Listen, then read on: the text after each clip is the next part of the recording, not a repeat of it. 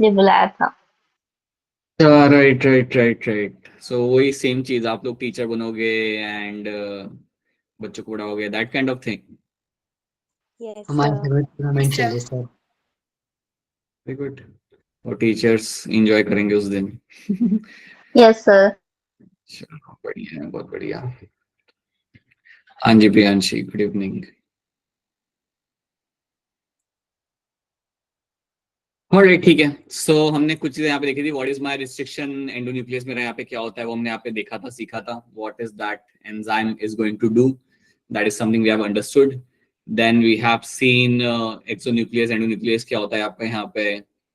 Palindromic sequence आपका क्या होता है, राइट? जो भी सीक्वेंस आपका होगा जिसको हम लाइक फॉरवर्ड या बैकवर्ड कैसे भी अगर हम यहाँ पे रीड करेंगे, यू विल फाइंड वो सेम ही रहेगा आपके यहाँ पे। जैसे आप यहाँ पे देख पा रहे हो, दैट्स द पैलिंड्रोमिक सीक्वेंस। सो ये भी हमने यहाँ पे देखा था। रोल्स हमने देखे थे एंजाइम के यहाँ पे रोल क्या होते हैं। It cuts a sequence that specific location पे जाके वो कट करेगा। हमने फिर डीएनए लाइगेज के बारे में पढ़ा था। We have also discuss what are my sticky ends. हम यहाँ पे अपना जीन ऑफ इंटरेस्ट यहाँ पे लगा सकते हैं, अपने चॉइस का जीन यहाँ पे हम बीच में अटैच कर सकते हैं। तो ये चीज हमने यहाँ पे देखी थी। यू कैन सी कैसे हमने एक वेक्टर को कट किया और सेम एंजाइम से हमने एक फॉरेन डीएनए को भी कट किया और उसके बाद इन दोनों को हमने यहाँ पे जोड़ दिया। और ये जोड़ने के लिए आपका जो एंजाइम आगे आएगा, that is going to be the DNA ligase. That is something we have seen. और जो डीएनए आपका यहाँ पे बन चुका है, that is your recombinant DNA. So this is going to be recombinant DNA हो गया। So you will find you have your DNA fragment जो आप यहाँ पे लगा देते हो, आपका रिकॉम्बिनेंट डीएनए बन जाता है। और एक बार वो बन गया फिर आप उसे वापस से अपने बैक्टीरिया के अंदर रिलीज कर दोगे। So your plasmid will be brought back into the bacteria. So ये प्लाज्मिड मेरा वापस से बैक्टीरिया के अंदर आ जाएगा। एक बार मेरा प्लाज्मिड वापस बैक्टीरिया के अंदर आ गया, देन बस आपको ये ध्यान रखना है कि मेरा वो बैक्टीरिया डिवाइड करे, रेप्लिकेट करे, अपना नंबर बढ़ाए। अगर उसके नंबर यहाँ पे बढ़ते रहेंगे तो आपके प्लाज्मिड का अमाउंट भी आपके यहाँ पे अपने आप बढ़ता रहेगा। So that is how you can make benefits over here. सो ये सब हमने देखा था। These are the few things we have understood. So अभी आगे बढ़ते हैं and let's start with my electrophoresis. अब इलेक्ट्रोफोरेसिस जब भी आपके सामने ये टर्म आएगा, जेल इलेक्ट्रोफोरेसिस, तो आपको याद रखना है हम इसमें करते क्या, लाइक स्टेप बाय स्टेप देखते हैं कि इसमें आप करते क्या हो। तो पहले तो आप क्या करोगे, इसके अंदर आप लोगे ट्रे। इसको हम कहते हैं electrophoresis plate. So you will take this tray और इसके अंदर हम ऐड करेंगे हमारे यहाँ पे अगारोस जेल। यही आखिरी चीज हमने पिछले क्लास में ऐड की थी और फिर हम लोग क्लास बंद हो गया था। सो अगारोस जेल इसके अंदर मैं डालूंगा। अगारोस जेल मुझे मिलता है मेरा यहाँ पे अगार, जो अगर आपको याद होगा रेड एल्गी जो आपकी होती है उसमें से हमें यहाँ पे मिलता है।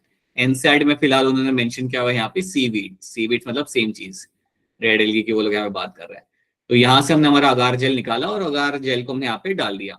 अगार जेल जेली की तरह होता है, एक बार सेटल हो गया फिर उसके अंदर आप होल्स बना सकते हो। तो आपने यहाँ पे कुछ 4 होल्स अपने यहाँ पे बना लिए। सो यहाँ पे मैंने कुछ यहाँ पे पंचर करके यहाँ पे मैंने 4 होल्स यहाँ पे बना लिए मैंने यहाँ पे, राइट। अब मैं यहाँ पे क्या करता हूँ, ये जो मेरी साइड्स है ना, ये जो मेरे जहाँ पे मैंने होल्स बना के रखे हुए, यहाँ पे मैं लोड करूंगा अपना डीएनए। सो याद रखना, over here what I will do, I will loading the DNA. So जो डीएनए मेरा यहाँ पे होगा उसको मैं यहाँ पे लोड करूंगा। अब यहाँ पे एक चीज आपको याद रखनी है, डीएनए लोड करने के पहले एक चीज आपको यहाँ पे याद रखनी है कि देखो आप पूरा के पूरा डीएनए यहाँ पे नहीं डालते हैं। सो फॉर एग्जाम्पल अज्यूम करते हैं कि मुस्कान को एक डीएनए मिलता है। मुस्कान को एक हम डीएनए देते हैं और हम बोलते हैं कि इस डीएनए में से आप मुझे अपना एक छोटा सा जीन निकाल के दो, मुझे एक स्पेसिफिक सीक्वेंस मुझे चाहिए, मुझे एक स्पेसिफिक जीन यहाँ से निकाल के चाहिए। तो मुस्कान पहले क्या करेगी, ये जो डीएनए यहाँ पे होगा, जिसको हमने पूरा डीएनए यहाँ पे देख रखा हुआ है, ये डीएनए को हम ब्रेक डाउन करेंगे। कैसे ब्रेक डाउन करेंगे, using the enzyme. So you will take a test tube और टेस्ट ट्यूब के अंदर ये मैं पूरे डीएनए को डाल दूंगा और डीएनए को पूरा डालने के बाद इसको मुझे कई सारे फ्रेगमेंट में डिवाइड करना है। अब सिंपल सी बात है कि अगर मुझे डीएनए के कई सारे फ्रेगमेंट्स चाहिए तो मैं इस टेस्ट ट्यूब में डालूंगा एक एंजाइम जिसका नाम होगा, आप लोग जानते हो, restriction endonuclease. So this is the enzyme which I'll be added in the test tube. So मेरा रिस्ट्रिक्शन एंडोन्यूक्लियस में यहाँ पे टेस्ट ट्यूब में डालूंगा। जैसे ही मैं टेस्ट ट्यूब में रिस्ट्रिक्शन एंडोन्यूक्लियस डालता हूँ तो कुछ टाइम के अंदर मुझे क्या मिलेगा यहाँ पे, that I will have multiple fragments of the DNA. मुझे डीएनए के यहाँ पे कई सारे फ्रेगमेंट मुझे यहाँ पे मिल जाएंगे। सो डीएनए के कई सारे fragments I will get to see over here. तो ये बात याद रखनी है कि आपको पहले डीएनए के फ्रेगमेंट्स बनाने पड़ेंगे। जेल इलेक्ट्रोफोरेसिस चालू करने के पहले याद रखना, पहले आप क्या करते हो, you make number of DNA fragments. आपसे कोई पूछे कि कैसे बनाते हैं हम ये फ्रेगमेंट्स, तो यू हैव टू नो कि रिस्ट्रिक्शन एंडोन्यूक्लियस डाल के आई will get all my DNA fragments will be formed.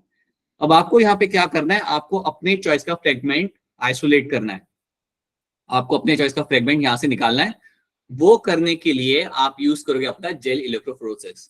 तो ये बात याद रखना कि एक बार आपके डीएनए फ्रेगमेंट्स आपको मिल गए बहुत सारे, अब इन फ्रेगमेंट में से आपको अपने चॉइस का फ्रेगमेंट वहां से निकालना है, और वो करने के लिए आप रन करते हो अपना यहाँ पे जेल इलेक्ट्रोफोरेसिस। तो देखो अब हम यहाँ पे क्या करेंगे। अब जब मैं कह रहा हूँ कि मैं यहाँ पे डीएनए लोड करूंगा, दैट मींस मैं यहाँ पे फ्रेगमेंट्स डालूंगा। तो ये सारे जो वेल्स है ना, इनको हम वेल्स बोलते हैं, you call them as a wells. इन सारे वेल्स के अंदर I will start adding the DNA fragment. तो इन सब के अंदर मैं अपने डीएनए फ्रेगमेंट्स यहाँ पे डाल दूंगा। तो सारे सारे थोड़े थोड़े करके यहाँ पे मेरे अपने डीएनए फ्रेगमेंट्स में यहाँ पे अपना डालने लगता हूँ। सो यू विल फाइंड कि सब वेल्स के अंदर मैं अपनी डीएनए फ्रेगमेंट्स यहाँ पे डाल दूंगा। जैसे ही मैंने अपने डीएनए फ्रेगमेंट्स यहाँ पे डाल दिए, जितने मुझे मिले थे यहाँ पे मैंने डाल दिया। ये जो आपका जो ट्रे होता है ना, इलेक्ट्रोफोरेसिस का जो प्लेट होता है या ट्रे जो होता है, ये कनेक्टेड होता है इलेक्ट्रिक वायर के साथ। It is connected with the wire, और ये वायर आपका बैटरी के साथ कनेक्ट किया जाएगा। बैटरी या डायरेक्ट सर्किट के साथ भी आप इसे कनेक्ट कर सकते हो। So you have this wire and this wire will connect with the electric current. So यहाँ पे आपका ये वायर है, और ये वायर इलेक्ट्रिक करंट के साथ यहाँ पे कनेक्ट किया जाता है। ठीक है, this is the wire over there. अब आपको यहाँ पे एक और बात याद रखनी है। इलेक्ट्रोफोरेसिस के अंदर आपकी एक साइड होती है जो आपकी होती है यहाँ पे नेगेटिव साइड, और एक साइड आपकी यहाँ पे होती है, वो होती है आपकी पॉजिटिव साइड। नेगेटिव साइड मतलब you have a cathode side, this is my cathode side. ये मेरा यहाँ पे कैथोड है मेरा यहाँ पे, और ये साइड पे मेरा यहाँ पे है anode. Over here I will B having the anode over here. अब आपको यहाँ पे याद रखना है कि आप जब डीएनए लोड करते हो, तो डीएनए को आप लोड करते हो कैथोड वाले साइड के अंदर, जहाँ पे नेगेटिव साइड होती है ना उस ट्रे की, वहां पे आप डीएनए को लोड करते हो। आप इस पिक्चर में भी आप यहाँ पे देख सकते हो, you have a negative side, you have a positive side. DNA हमेशा लोड किया जाएगा टुवर्ड्स द नेगेटिव साइड की तरफ, आपका डीएनए का आप लोड करते हो।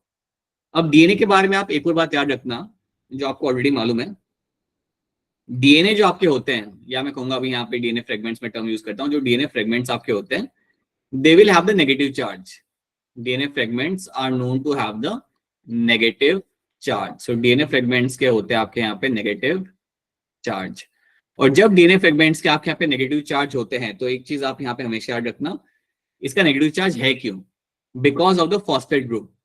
DNA fragments के अंदर आपको negative charge इसलिए मिलता है because of the phosphate group, क्योंकि इसके अंदर आपको phosphate group मिलेगा, और phosphate group के वजह से you will find you have a negative charge। So negatively charge DNA में यहाँ पे डाल चुका हूँ, मेरे डिवाइस को मैं इलेक्ट्रिक करंट के साथ में कनेक्ट कर चुका हूँ, और अब मैं डिवाइस को ऑन करूंगा। जैसे ही मैं अपने डिवाइस को यहाँ पे ऑन करता हूँ, मेरे डीएनए फ्रेगमेंट्स आगे बढ़ना चालू करते हैं। जितने मेरे यहाँ पे फ्रेगमेंट्स होंगे ना वेल के अंदर, वो सारे के सारे फ्रेगमेंट यहाँ से निकल के अपना आगे बढ़ना चालू करेंगे। तो बेसिकली आपको करना क्या है, आपको डिवाइस को कनेक्ट करना है इलेक्ट्रिक करंट के साथ, ऑन करना है, और फिर अपना निकल जाना है वहां से। मतलब you can go for half an hour, कहीं जा सकते हो तुम घूमने के लिए। और हाफ एन आवर के बाद जब आप आके देखोगे, तो आपको यहाँ पे कुछ बैंड्स मिलेंगे। सो अब हाफ एन आवर के बाद जब आप आके यहाँ पे देखते हो, तो you will find some bands will be seen over there. कुछ बैंड्स आपको यहाँ पे मिलेंगे।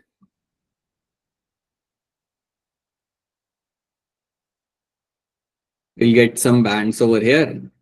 एंड इसमें एक बात आपको पैटर्न यहाँ पे क्या देखने को आपको यहाँ पे मिलेगा, कि जो बैंड काफी थिन होगा वो काफी दूर होगा, और जो बैंड काफी बड़ा होगा वो वेल के पास में आपको मिल जाएगा।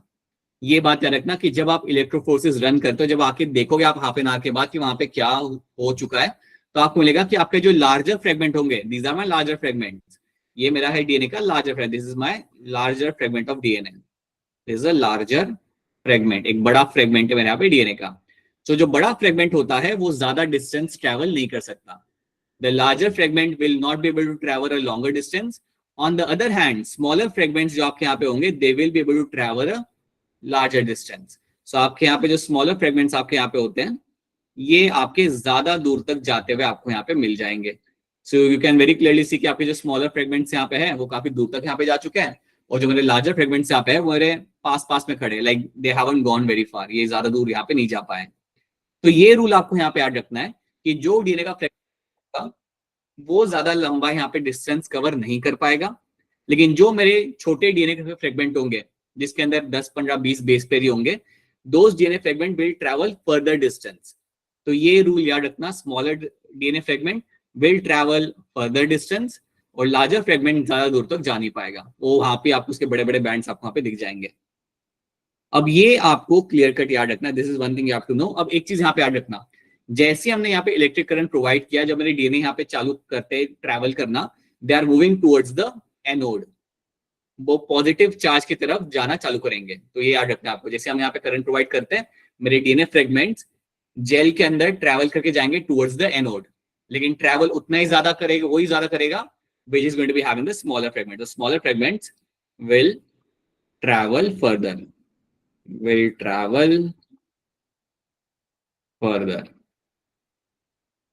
right? And they will be seen towards the anodes. They will be seen towards anode. So anode के पास आपको ये आपको देखने के लिए मिल जाएंगे. This is something you will get to see.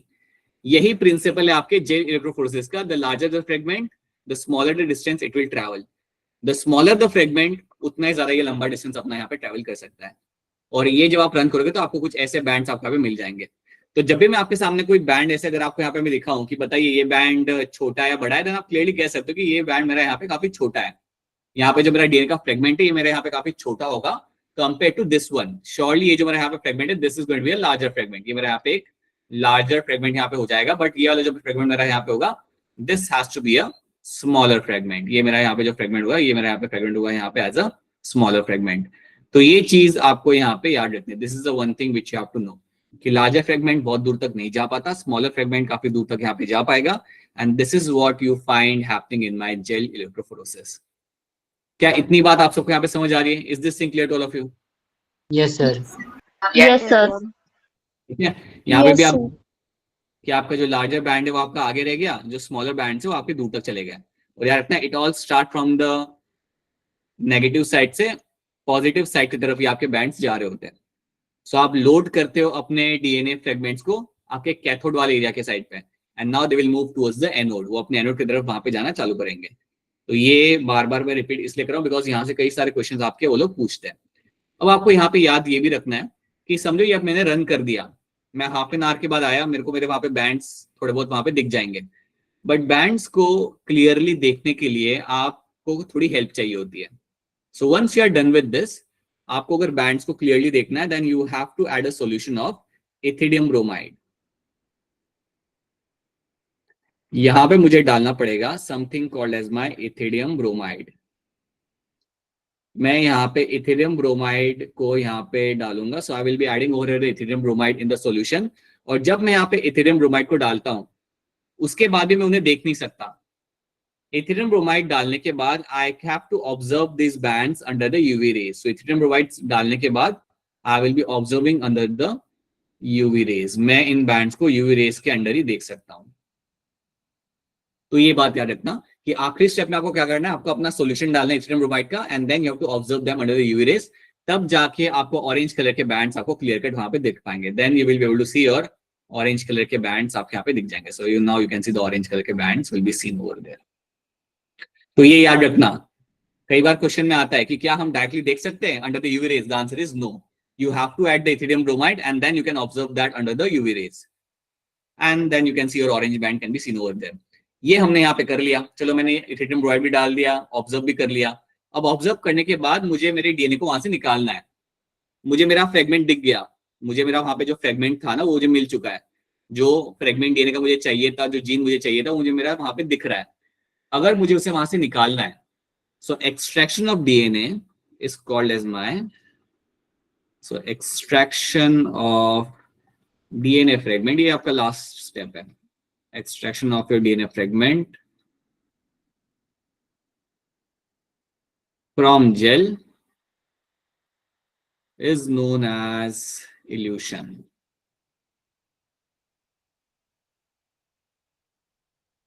ये आपको यहाँ पे आ रखना है. So extraction of DNA from gel is called as my elution. और ये आपका होगा यहाँ पे लास्ट स्टेप. ये तो हो गया लास्ट स्टेप आपका कि आपको अपने डीएनए को निकालना था, आपने निकाल लिया. सो जब उसे आप एक्सट्रैक्ट कर रहे हो, that step is called as your elution. और ये आपका आखिरी स्टेप हो गया है.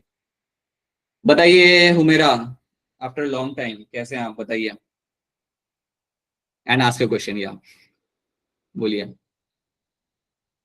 Alright, okay. So this is what you find happening over here. This is my elution over here, and ये चीज मिल जाएगी. That is going to be the last step in this. I hope ये चीज आप सबको यहाँ पे समझ आ रही है. I hope it's clear to all of you. Yes sir. Yes, sir. Yes. या सो ये बात आप यहाँ पे याद रखना, these are the things you have to know. So ये हो गया आपके यहाँ पे डीएनए इलेक्ट्रोफोरेसिस, ये हो गया आपके यहाँ पे gel electrophoresis. So we are done with this, हमने हमारा फ्रेगमेंट यहाँ पे निकाल लिया। चलिए अब आगे बढ़ते हैं, नया टॉपिक देखते हैं यहाँ पे। So we are done with this, we have solve some questions and now let's start with my cloning vectors.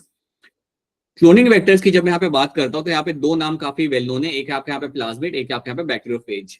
अभी आपको देख के थोड़ा अजीब लगेगा, बट बैक्टीरियोफेज भी यूज किए जा सकते हैं as a vector. I hope ये बात आप सब लोग जानते हो क्लियरली कि बैक्टीरियोफेज मेरे यहाँ पे वायरसेस होते हैं, they are actually my viruses and these viruses multiply rapidly, they multiply rapidly, तो पता है हम लोग क्या करते हैं, अगर कोई वायरस है और अगर वो मल्टीप्लाई कर रहा है रैपिडली, समझो ये मेरा बैक्टीरियोफेज है, यहाँ पे मेरा एक बैक्टीरियोफेज है, ठीक है, और मैं जानता हूं कि इसके अंदर पोटेंशियल है कि सेल में जाने के बाद ये रैपिडली अपना नंबर बढ़ा सकता है, और इसके पास इसका खुद का यहाँ पे DNA, it has its own DNA जिससे वो अपनी डिजीज कॉज करता है। तो एज अ बायोलॉजिस्ट हम लोग क्या करते हैं, हम इसके डीएनए के अंदर हमारे काम की चीज लगा देते हैं। तो उसके डीएनए को हम वहां से थोड़ा सा कट करते हैं और उसमें हमारा जीन ऑफ इंटरेस्ट लगा के we can make a multiple copy itself. तो बैक्टीरियोफेज को भी हम कई बार यूज करते हैं एज अ वेक्टर, इसको भी हम यूज कर सकते हैं एज अ वेक्टर कि मैंने बैक्टीरियोफेज को निकाला, उसके डीएनए के अंदर मैंने कुछ चेंजेस किए, मतलब मैंने अपना जीन ऑफ इंटरेस्ट वहां पे डाला, इसके डीएनए के अंदर मैंने समझा अपने यहाँ पे जीन ऑफ इंटरेस्ट यहाँ पे लगा दिया, एंड अब मैं इसको अलाउ करूंगा कि जा अब सेल में जाके ग्रो कर। तो आप तो जानते हो ये कम टाइम में बहुत ज्यादा मल्टीपल कॉपीज बना लेगा। सो दैट इज व्हाट हैपेंस, और वही आपको यहाँ पे चाहिए होता है। तो याद रखना bacteriophage is also been used as a vector. So they multiply rapidly and can make a large number of copies. Similarly आपके प्लाज्मिड की भी आपको मल्टीपल कॉपीज मिल सकती है।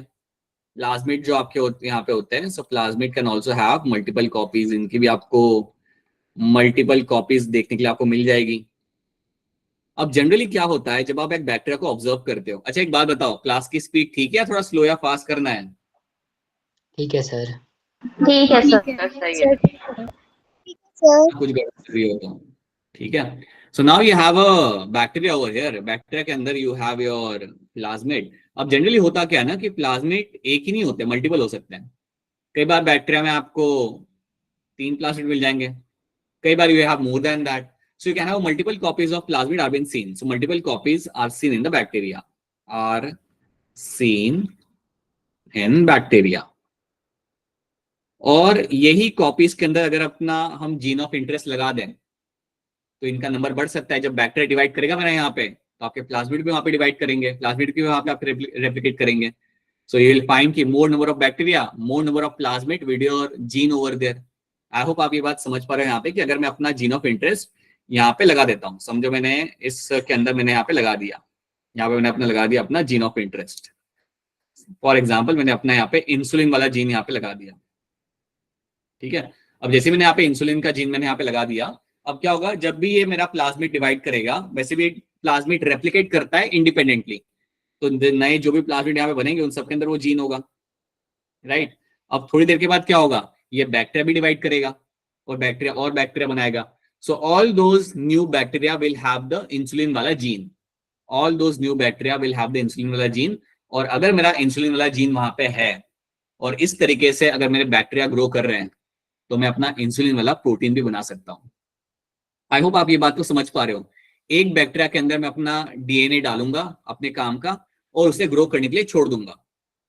अब 1 महीने बाद या समझो 10 दिन के बाद वहां पे इतने सारे बैक्टीरिया हो चुके हैं, और अगर सारे बैक्टीरिया के अंदर मेरा इंसुलिन वाला जीन है, तो सिंपल सी बात है ना बेटा, अगर इंसुलिन वाला जीन है वहां पे, तो इंसुलिन का प्रोटीन भी वहां पे बनेगा, और अगर इंसुलिन का प्रोटीन वहां पे बनेगा तो मुझे तो कमर्शियली फायदा ही होगा ना। मैं क्या करूंगा, इस इंसुलिन के प्रोटीन को मैं एक्सट्रैक्ट करूंगा, फिल्टर करूंगा और मार्केट में से सेल करूंगा। इसी तरीके से आप कमर्शियली आप इंसुलिन बनाते हो, या कमर्शियली आप कई सारे आपके यहाँ पे प्रोडक्ट्स आप बनाते हो। So please understand that is what you have to do over here. So इसलिए प्लाज्मिड की मल्टीपल कॉपीज आपको मिलती है बैक्टीरिया के अंदर, बैक्टीरियोफेज को भी यूज किया जा सकता है as a vector, and please understand that because they have multiple copies and they replicate rapidly, इसलिए हम उन्हें यहाँ पे यूज करते हैं। और एक और बात बताना चाहूंगा कि जब आप अपने प्लाज्मिड के अंदर अपना जीन ऑफ इंटरेस्ट लगा देते हो, यहाँ पे मेरा जीन ऑफ इंटरेस्ट क्या है, इंसुलिन वाला, तो इस स्ट्रक्चर को मैं बोलूंगा यहाँ पे as a recombinant DNA. This structure over here is called as my recombinant DNA. This is called as my recombinant DNA. ठीक है, ये तो हम पहले भी बात कर चुके हैं ना, रिकॉम्बिनेंट डीएनए क्या होता है, यू नो दिस थिंग. क्या ये वाली स्लाइड समझ आ रही Yes, sir. है? I hope it's clear to all of you. Yes, sir. Yes, sir. Alright, अब देखो हम यहाँ पे कुछ चीज समझते हैं. The following are the features that are required to facilitate the cloning into a vector. कुछ हमें यहाँ पे चीजें चाहिए होती है, फीचर्स चाहिए होती है जिसकी वजह से हमारा क्लोनिंग हम सक्सेसफुली कर सके. जैसे हमें हरा चाहिए होता है एक ORI, selectable marker and cloning site. तो इसको ही हम थोड़ा यहाँ पे समझेंगे, ये तीन चीजें मेरे यहाँ पे क्या है और कैसे ये इन्फ्लुएंस करती है मेरे जीन क्लोनिंग को. ठीक है, देखो हम यहाँ पे देखते हैं. सी, सबसे पहले आप यहाँ पे देखना, you have a plasmid over here. आपके सामने जो यहाँ पे प्लाज्मिड है, ये एक आर्टिफिशियली बनाया हुआ प्लाज्मिड है लैब के अंदर, जिसका नाम है आपके यहाँ पे PBr322. सो PBr322 नाम याद रखना, that's the name of the plasmid जो हमने लैब में बनाया था आर्टिफिशियली. इस प्लाज्मिड को बनाने के लिए जो आपके दो साइंटिस्ट यहाँ पे इन्वॉल्व थे वो थे आपके यहाँ पे Bolivar and Rodriguez. Bolivar and Rodriguez are the two scientist जिन्होंने मिलकर ये प्लाज्मिड बनाया था. अब ये प्लाज्मिड काफी इंटरेस्टिंग है, इसमें कुछ चीजें लिखी हुई है, उसको हम यहाँ पे समझते हैं. सो अगर आप यहाँ पे देखोगे प्लाज्मिड के कुछ साइट्स पे कुछ ये नाम लिखे हुए. अब आप जानते हो ये नाम है मेरे बेसिकली रिस्ट्रिक्शन एंडोन्यूक्लियस के. BAM-H1, SAL1, PBU1, PST1, ये सारे क्या है, ये सारे मेरे रिस्ट्रिक्शन एंडोन्यूक्लियस के नाम है. तो ये जो साइट्स है, हमने क्यों ऐसा मेंशन किया हुआ है कि यहाँ पे आएगा मेरा BAM-H1 आएगा या यहाँ पे SAL1 ऐसे करके क्यों हमने मार्क किया हुआ है? इसका मतलब यहाँ पे ये है कि BAM-H1 जो मेरा यहाँ पे रिस्ट्रिक्शन एंडोन्यूक्लियस है, ये यहाँ पे कट कर सकता है. दैट मीन्स कि जो मेरा रिस्ट्रिक्शन एंडोन्यूक्लियस है, इसकी मदद से मैं इस लोकेशन पे कट लगा सकता हूं, इस लोकेशन पे ये कट लगा सकता है. उसी तरीके से SAL1 जो मेरा यहाँ पे रिस्ट्रिक्शन एंडोन्यूक्लियस है, वो इस लोकेशन पे आके अपना कट कर सकता है आपके प्लाज्मिड को. Similarly you will have your PST is also known to cut a specific location over here. PST आपका यहाँ पे कट कर सकता है. तो ये जितने भी आपके नाम है ना, these sites, ये जो साइट्स है जहां पे आप यूजिंग योर मॉलिक्यूलर सीजर्स आप कट कर सकते हो, इन साइट्स को हम बोलते हैं यहाँ पे एज अ रिस्ट्रिक्शन साइट्स. इन साइट्स को हम बोलते हैं यहाँ पे as a restriction sites. We call them as a restriction sites. और रिस्ट्रिक्शन साइट्स आपकी वो जगह है जहां पे आपका एंजाइम आके अपना कट वहां पे कर सकता है. So restriction sites are those locations where the enzyme can come and make a specific cut at that particular location. So you have a HIND3, you have a EcoR1, right? So ये सारे मेरे enzymes और ये उनकी restriction sites हैं. अब सवाल यहाँ पे ये आता है कि जो प्लाज्मिड है, चलो ये तो हमने बता दिया कि कौन से एंजाइम से कहाँ पे कट लगेगा, लेकिन वो जो कट लग रहा है वहां पे कौन सा जीन है, वहां पे जीन एक्चुअली आपका है क्या. So let's have a look. यहाँ पे आपको कुछ नाम यहाँ पे दिखेंगे, लाइक यहाँ पे दिखा हुआ है आपके यहाँ पे AMP. AMP स्टैंड फॉर है एम्पिसिलिन.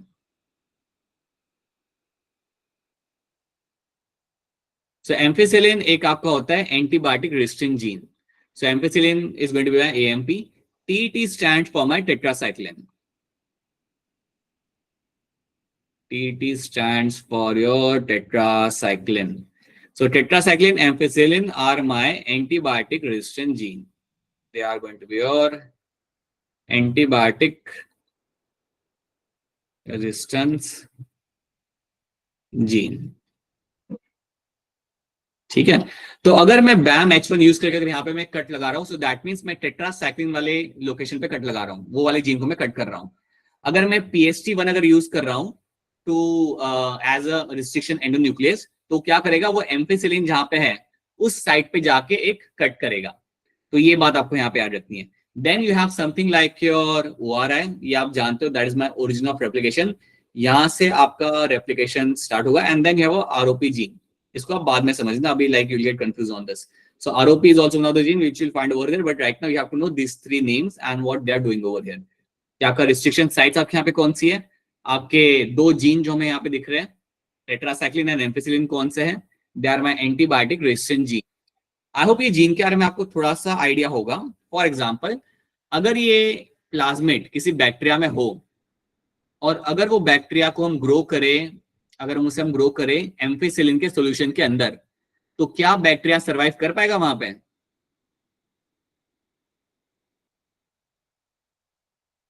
सवाल समझे नहीं आप लोग? देखो, अगर मेरा यहाँ पे, बहुत बढ़िया बहुत बढ़िया, आप ऐसे अनम्यूट करके भी बोल सकते हो ना सर कि नहीं समझ आया। देखो, समझो मेरे यहाँ पे प्लाज्मिड है। अब ये बात आप लोग याद रखना, अगर मेरे यहाँ पे प्लाज्मिड है और प्लाज्मिड अगर मैं कहता हूँ कि यहाँ पे आपका एक जीन लगा हुआ है and that is a gene for my ampicillin, ठीक है, मतलब ये मेरा वो जीन है, this is my antibiotic resistant gene. Ampicillin क्या होता है बेटा? इट इज एंटीबायोटिक सोल्यूशन होता है, एंटीबायोटिक होता है। अगर मेरे बैक्टीरिया के अंदर एम्फिसिलिन वाला जीन लगा हुआ है ना, दैट मींस मेरा बैक्टीरिया एम्फिसिलिन के सॉल्यूशन में ग्रो कर पाएगा। इस बैक्टीरिया को मारने के लिए अगर आप डालोगे इसके ऊपर एम्फिसिलिन तो उसकी डेथ नहीं होगी। क्यों नहीं होगी? बिकॉज उसके पास एक जीन लगा हुआ है and that is my antibiotic resistant gene. ये मेरा यहाँ पे एंटीबायोटिक रेजिस्टेंस जीन। तो जब मैं इस प्लाज्मिड को रखता हूं बैक्टीरिया के अंदर, या जब मेरा प्लाज्मिड बैक्टीरिया के अंदर होगा, तो मेरा बैक्टीरिया काफी हैप्पीली ग्रो कर पाएगा एम्फिसिलिन के सॉल्यूशन के अंदर। तुम कितना भी उसके ऊपर स्प्रे करोगे उसकी डेथ नहीं होगी। क्यों नहीं होगी? Because it has this kind of gene. अब मुझे एक बात बताओ, समझो इस प्लाज्मिड के अंदर आपका टेट्रासाइक्लिन का जीन नहीं है, तो क्या जब मैं इस बैक्टीरिया को टेट्रासाइक्लिन सॉल्यूशन में डालूंगा तो क्या वो सर्वाइव कर पाएगा? No No, sir, sir. नहीं कर पाएगा। No, sir. नहीं कर पाएगा। तो आपको ये बात याद रखनी कि जो जीन होगा उसके वजह से वो बैक्टीरिया उस सॉल्यूशन में सर्वाइव कर पाएगा। अगर इसके पास टेट्रासाइक्लिन नहीं है देन समझ जाना कि इसको मारने के लिए मैं टेट्रासाइक्लिन यूज कर सकता हूं। अगर मैं बैक्टीरिया को उठा के टेट्रासाइक्लिन के सॉल्यूशन में डालूंगा ना, तुरंत उसकी वहां पे डेथ हो जाएगी। क्यों हो जाएगी? क्योंकि उसके पास कोई प्रोटेक्शन के लिए कुछ है ही नहीं। उसके पास प्रोटेक्शन के लिए है एम्फिसिलिन वाला gene. It has a ampicillin का जीन उसके पास है, बट टेट्रासाइक्लिन तो मैंने यहाँ पे नहीं बनाया। तो ये बात याद रखना, प्लीज ये बात याद रखना कि अगर जीन आपका वो प्रेजेंट है एंटीबायोटिक रेजिस्टेंट जीन, तो उस सॉल्यूशन के अंदर आपका बैक्टीरिया काफी खुशी खुशी वहां पे ग्रो कर पाएगा।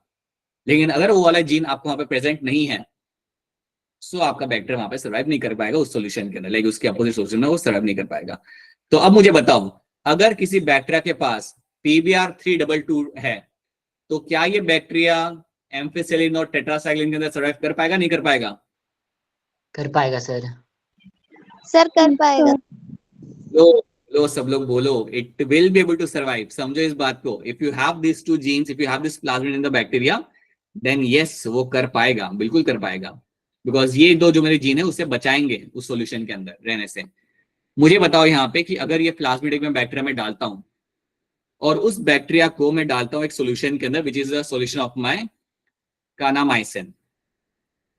Kanamycin is also going to be an antibiotic solution. तो मुझे बताओ, क्या ये बैक्टीरिया सर्वाइव कर पाएगा? नहीं कर पाएगा? No, sir. नहीं कर पाएगा। No, sir.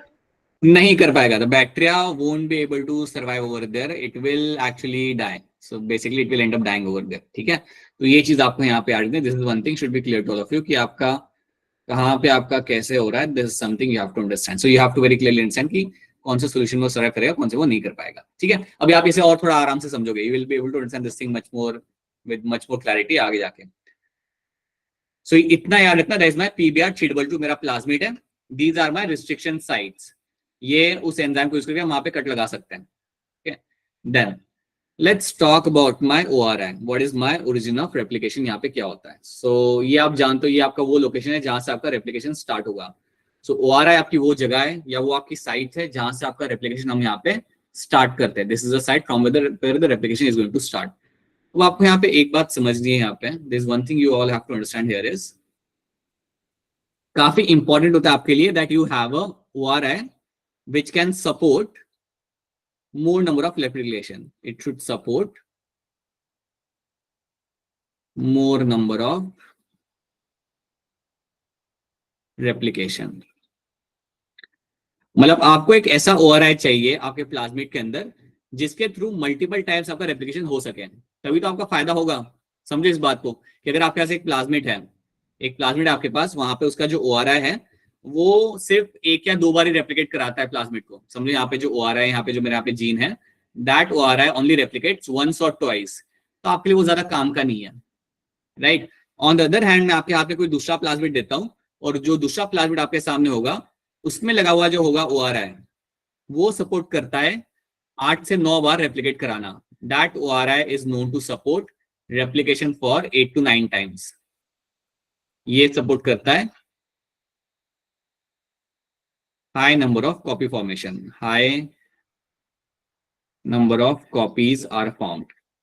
इसके जैसे काफी ज्यादा कॉपीज आपके यहाँ पे बन पा रही है, तो ऑब्वियसली बात है कि आप ये वाला प्रेफर करोगे। आप वो ओआरआई प्रेफर करते हो, ऐसा ओआरआई आप चाहते हो प्लाज्मिड के अंदर जो मल्टीपल कॉपीज आपको बना के दें, जो हमेशा प्लाज्मिड को ट्रिगर करे कि वो रेप्लिकेट करे, तभी आपका फायदा होगा ना। अब समझो कि आपने अपने प्लाज्मिड के अंदर अपना यहाँ पे जीन लगा दिया, आपने अपना यहाँ पे इंसुलिन वाला जीन आपने इस प्लाज्मिड के अंदर अपना यहाँ पे लगा दिया।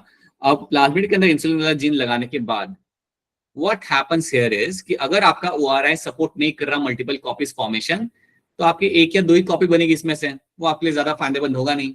But on the other hand कि अगर आपका ओआरआई सपोर्ट करता है कि मल्टीपल कॉपीज बनाना, अगर आपका ओआरआई बार बार रेप्लिकेट कराता है प्लाज्मिड को, देन आपके लिए ये ज्यादा बेनिफिशियल होगा, then it's going to be much more beneficial if you are able to make multiple copies over here.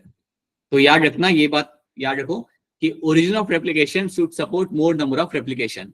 ये आपका ज्यादा रेप्लिकेशन यहाँ पे सपोर्ट इसने करना चाहिए, तभी आपको फायदा होगा, और एल्स आपको फायदा यहाँ पे नहीं होगा। क्या ये बात समझ आ रही है? It's a very simple thing. Is it clear to all of you? Yes sir, आगे sir. Yes, sir.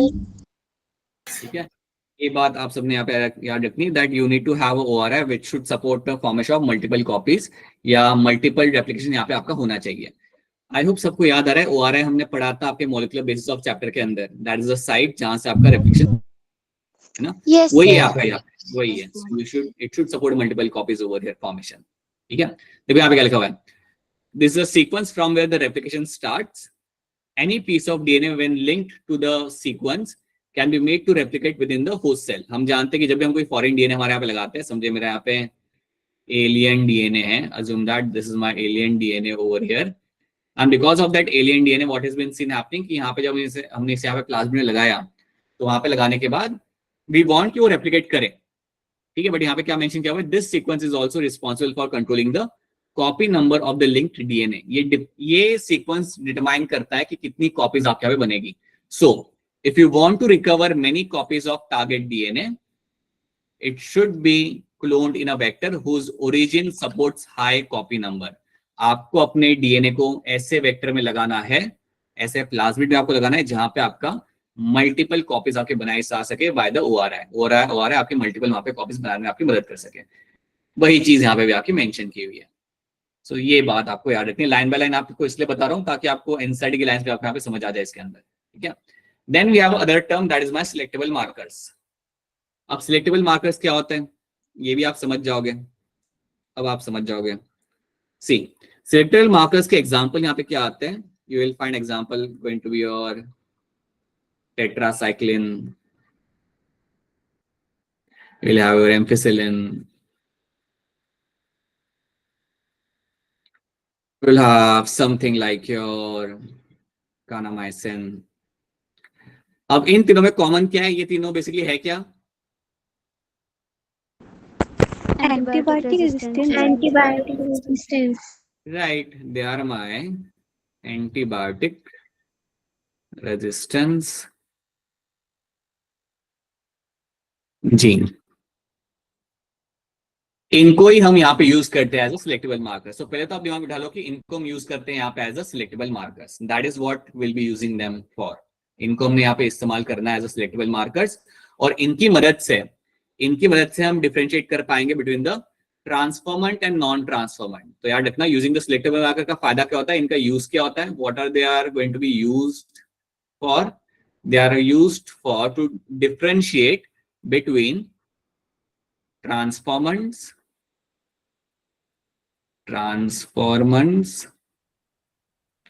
and non-transformants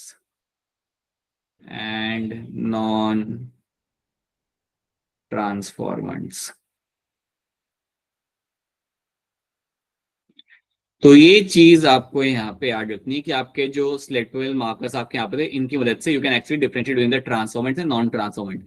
अब सवाल ये आता है कि ये क्या है, what do mean by transformants and what do mean by non transformant, ये सवाल हमारे सामने आता है। तो मैं आपको यहाँ पे बताता हूँ, ध्यान दो, सिंपल है। देखो अज्यूम करते हैं, अब एक बात यहाँ पे याद रखना कि लेट्स से मेरे पास यहाँ पे एक प्लाज्मिड, सॉरी मेरे पास एक बैक्टीरिया है, और बैक्टीरिया के अंदर आपका यहाँ पे था एक प्लाज्मिड, ये प्लाज्मिड को मैंने बाहर निकाला, राइट, ये प्लाज्मिड को मैंने यहाँ पे बाहर निकाला, और बाहर निकाल के मैंने यहाँ पे देखा, उसको बाहर निकाल के देखा मैंने उसे यहाँ पे ध्यान से, तो उसके अंदर लगे हुए थे यहाँ पे कुछ जीन्स, उसके अंदर लगा हुआ था मेरे यहाँ पे लेट्स से एम्फिसिलिन का यहाँ पे जीन लगा हुआ था, राइट। उसी तरीके से यहाँ पे एक और जीन लगा हुआ था उसके अंदर, and that gene was let's say that was the gene of my let's say tetracycline. ऐसे 2 जीन वहां पे लगे हुए थे। अब पता है यहाँ पे हम करते क्या है, हमें हमारा यहाँ पे जीन लगाना है अपना खुद का जीन, मतलब खुद का मतलब हमारे जीन ऑफ इंटरेस्ट। तो समझो कि मुझे एक मेरे पास जीन ऑफ इंटरेस्ट है, मेरा एक let's say it's a hormone like my oxytocin.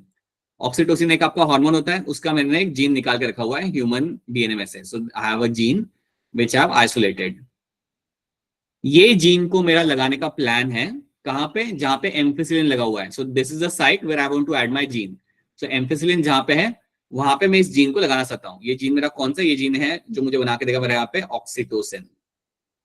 Oxytocin hormone का नाम आपने सुना होगा, तो ये हार्मोन को हम कमर्शियल स्केल के भी हम लोग बना सकते हैं, ठीक है। अब ये मेरे जीन को मुझे वहां पे लगाना है। अब होता क्या है कि जैसे ही मैं इस जीन को लगाऊंगा एम्फिसिलिन के साइट के ऊपर, जैसे ही मेरे इस जीन को मैं लगाऊंगा एम्फिसिलिन के साइट के ऊपर, जैसे मैं उसको वहां पे लगाता हूं, तो पता है क्या होगा, जो जीन वहां पे पहले से लगा हुआ था, पहले से वहां पे कौन सा जीन था, एम्फिसिलिन का, जो जीन वहां पे पहले से लगा हुआ था वो वहां से हट जाएगा। So as soon as I add my gene of interest, जैसे मैंने अपना यहाँ पे अपना जीन लगा दिया, as soon as I added my gene of interest, जैसे मैंने अपना यहाँ पे जीन इंसर्ट किया, जैसे मैंने अपना यहाँ पे अपना एलियन जीन इंसर्ट किया, तो आपका एम्फिसिलिन का जो जीन था वहां पे पहले से, वो आपका इनएक्टिव हो जाएगा, वो आपका इनएक्टिव हो जाएगा। दैट मीन्स व्हाट, एक टर्म हम यहाँ पे यूज करते हैं, that is called as your insertional inactivation. Insertional inactivation. Insertional inactivation का मतलब यहाँ पे होता है, एक बार फिर बता रहा हूं, जब आप अपना जीन ऑफ इंटरेस्ट लगाते हो अपने प्लाज्मिड के अंदर, तो जिस लोकेशन पे ऑलरेडी वहां पे एक जीन था वो आपका इनएक्टिव हो जाता है। उस प्रोसेस को हम बोलते हैं यहाँ पे as a insertional inactivation, we call it as a insertional inactivation. जैसे ही मैंने अपना जीन वहां पे लगा दिया तो वहां पे जो जीन था वो काम करना बंद कर देगा। इसका मतलब यह है कि मेरा एम्फिसिलिन अब वहां से गायब हो चुका है, ampicillin is no longer functional over there. क्या इतनी बार आपको यहाँ पे समझ आ रही है? Is this clear to all of you? Yes, sir. ठीक है। Yes, sir. मैंने जैसी अपना जीन ऑफ इंटरेस्ट वहां पे लगाया, राइट, तो वहां पे जो जीन था वो मेरा वहां पे गायब हो गया, लाइक वो आपका इनएक्टिव हो गया, और उस प्रोसेस को हम बोलते हैं यहाँ पे insertional inactivation. That is something called as my insertional inactivation.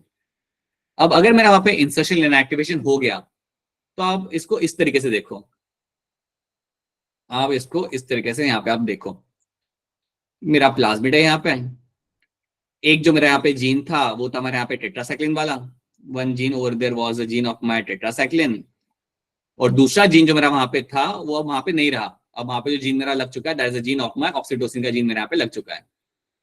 जो जीन मुझे यहाँ पे लगाना चाहिए था, जो मैं चाहता था लगाने वाला, वो जीन मेरे यहाँ पे लग चुका है, ऑक्सीटोसिन, ऑक्सीटोसिन का जीन मेरे यहाँ पे लग चुका है, ठीक है। तो ये मेरा वहां पे हो चुका है।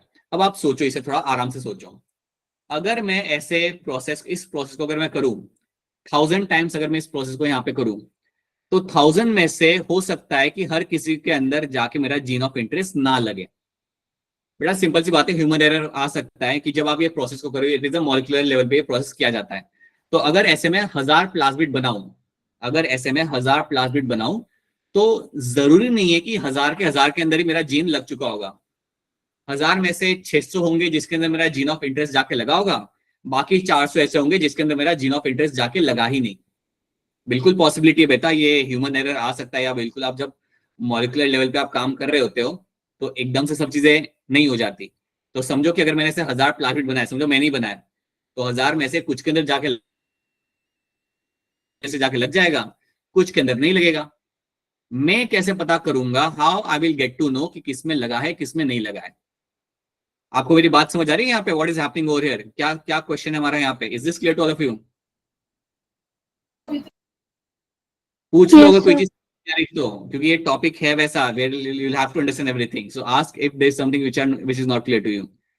कि हमने यहाँ पे हमारे यहाँ पे समझो ऐसे हमने यहाँ पे हमारे 1000 प्लाज्मिड बना लिए. So now I have 1000 plasmid मैंने यहाँ पे बना चुका हूँ, राइट. 1000 प्लाज्मिड मेरे यहाँ पे बना चुका हूँ मैं, राइट. और उन सबको मैंने बैक्टीरिया के अंदर भी डाल दिया, उसको उन सबको मैंने बैक्टीरिया के अंदर भी यहाँ पे डाल दिया. और ये 1000 प्लाज्मिड मैं क्या सोच रहा हूँ, मैं सोच रहा हूँ कि सबके अंदर लग चुका होगा मेरे यहाँ पे जीन ऑफ इंटरेस्ट. लेकिन मैं कहीं ना कहीं जानता हूँ कि सब में तो ऐसा लग नहीं सकता, कुछ में लगा होगा कुछ में नहीं लगा होगा. तो इनको मैं चेक कैसे करूंगा?